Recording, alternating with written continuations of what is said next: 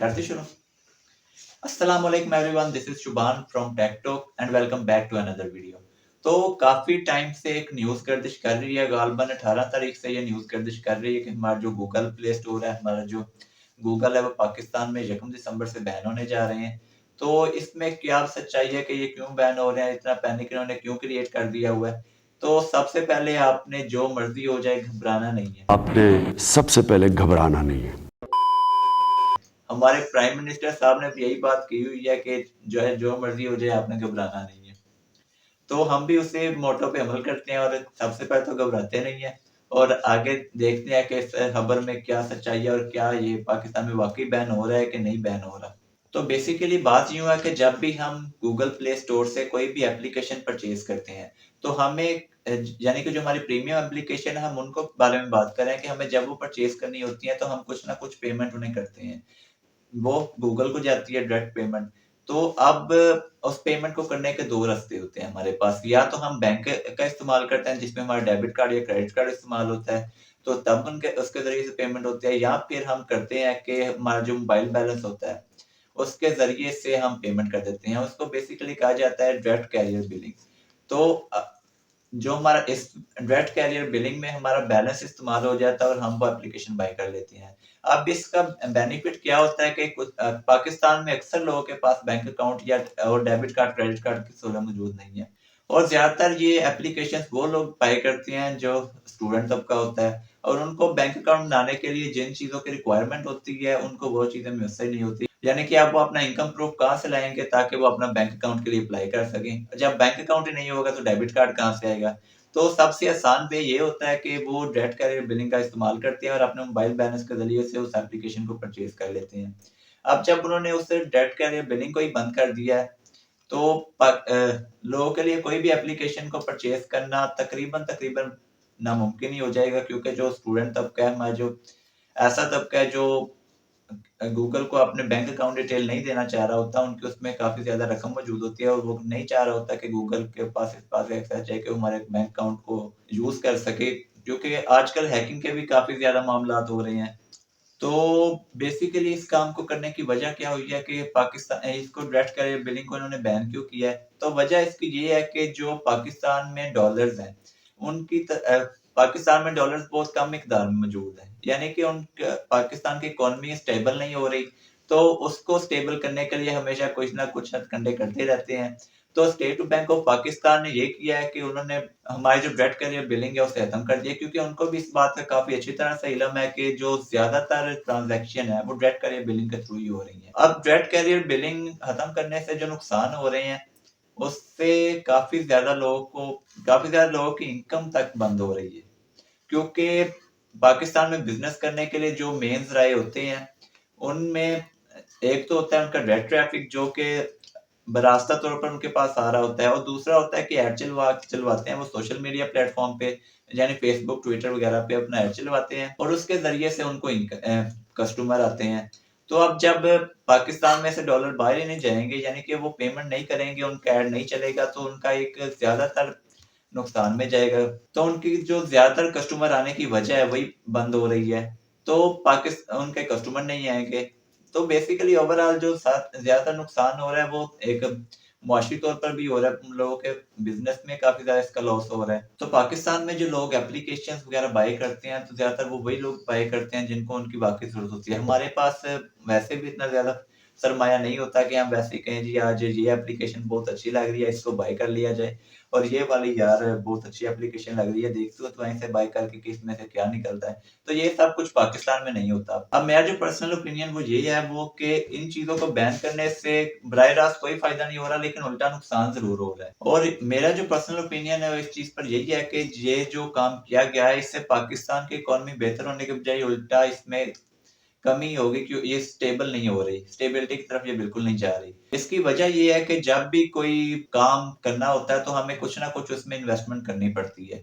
अब जब हम उसमें पहली इन्वेस्टमेंट ही नहीं कर रहे तो हम कैसे उसको आगे बढ़ा सकते हैं उस काम को? किसी भी क्रिएटर को यूट्यूब पे करता है, फेसबुक वगैरह ये एप्लीकेशंस पे करती हैं तभी वो जाके अपना कंटेंट डालता है और उसी में ऐड चलते हैं। उन्हीं उसी वजह से कोई भी प्लेटफ़ॉर्म रन करता है। अब जब उन्होंने उसी प्लेटफॉर्म को खत्म कर दिया तो कैसे एक बिजनेस को आगे बढ़ाया जाएगा। अब जो दूसरी बात है वो ये है कि हमारा जो स्टूडेंट तबका है वो काफी ज्यादा ऑनलाइन काम कर रहा होता है, तो उन्हें कई बार ऐसी एप्लीकेशंस की जरूरत पड़ती है, जैसे कि वो ग्राफिक डिजाइनिंग कर रहे हैं तो वो उन्हें इलस्ट्रेटर और इस तरह की एप्लीकेशंस की जरूरत पड़ती रहती है। तो वो अपने डिजाइन बाहर भेजते हैं तो उसके जरिए से भी सरमाया पाकिस्तान में ही आ रहा होता है, डॉलर्स तो बाहर से आ रहे होते हैं। लेकिन अब इलस्ट्रेटर वगैरह को यूज करने के लिए उन्हें सबसे पहले उसे परचेज करना पड़ता है, तो परचेज करने के लिए फिर वही मेथड डायरेक्ट बिलिंग या फिर हमारा डेबिट क्रेडिट कार्ड। अब जिनके पास डेबिट और क्रेडिट कार्ड है वो तो अपना बाय कर लेंगे, लेकिन जिनके पास अभी नहीं है उनको ये डायरेक्ट बिलिंग की तरफ जाना पड़ता है। तो अब जब उन्होंने वो मेथड बंद कर दिया तो उनका ये भी लॉस हो रहा है। तो अब बात करने का मेरा मकसद ही ये है कि मैं ये बता सकूं कि हमारे जो गूगल प्ले स्टोर की सर्विसेज हैं वो पाकिस्तान में बैन इस तरह से नहीं हो रही कि ये बिल्कुल चलना ही बंद हो जाएगा, एंड्रॉइड बिल्कुल फारग हो गया, प्ले स्टोर चल ही नहीं रहा, गूगल बंद हो गया तो इसका फायदा नहीं है। ये चलता रहेगा, लेकिन इसमें से हम कोई भी चीज परचेज नहीं कर सकेंगे। इन दोनों बातों में काफी फर्क आ जाता है कि बिल्कुल ही बंद हो रहे हैं और इनमें से हम कोई चीज परचेज नहीं कर सकते। अब ये काम जो किया गया है वो बेसिकली स्टेट बैंक की जानिब से किया गया और इसमें उन्होंने किसी भी आईटी डिपार्टमेंट को इंक्लूड नहीं किया। वो बाद में ट्वीट करके कह रहे हैं कि ये काम हुआ है, कम से कम हमारी मैनेजमेंट आईटी मैनेजमेंट को तो ये पता हो कि ये काम हुआ है, इसकी वजह क्या है, हमें इन्फॉर्म ही नहीं किया गया इस किस्म का डिसीजन लेने से पहले। तो इस बात के ऊपर भी उन्हें कुछ ना कुछ एक्शन लेना चाहिए कि आखिर कैसे एक मुल्क की आईटी मैनेजमेंट के बगैर ही आप लोगों ने इतना बड़ा फैसला कर लिया है। तो ओवरऑल बात करने का नतीजा ये निकल रहा है कि प्ले स्टोर सर्विसेज वगैरह पाकिस्तान में बैन नहीं हो रही, सिर्फ इसके परचेजिंग में थोड़ा सा आपको एरर देखने को मिलेगा। और साथ में अगर हम बात करते चले इजी पैसा जैज कैश की, तो जब इस तरह की न्यूज आई मार्केट में कि ये सब गूगल बैन हो रहा है, प्ले स्टोर बैन हो रहा है, तो साथ में कोई भी पेमेंट मेथड नहीं चलेगा। तो उन्होंने यही सोच तो लोगों ने यही सोच लिया कि जैज़ कैश, इजी पैसे ये सब भी बंद हो रहे हैं, तो ये न्यूज़ गर्दिश में आ गई। लेकिन इजी पैसा और जैज़ कैश ने इस बात की तरदीद कर दी है कि हमारा जो जैज़ कैश है और इजी पैसा, ये वॉलेट जो पाकिस्तान में चल रहे हैं, ये सब चलते रहेंगे। इनमें आपको किसी किस्म का एरर देखने को नहीं मिलेगा। और यार मार्केट में की बात करें तो बहुत ज़्यादा खराब सिचुएशन हुई है, एलसीज बंद हुए हुए हैं जिसकी वजह से हमारी एक्सपोर्ट काफ़ी ज़्यादा रुकी हुई है। आप कैसे एक बिज़नेस को मुकम्मल तौर पर बंद करके उस बिज़नेस के पैसे को बचा रहे होते हैं और कह रहे होते हैं कि हमने ये पैसा बचा लिया, अब हम इस पैसे को रखेंगे तो यार ये 1 से 2 गुना या 4 गुना हो जाएगा।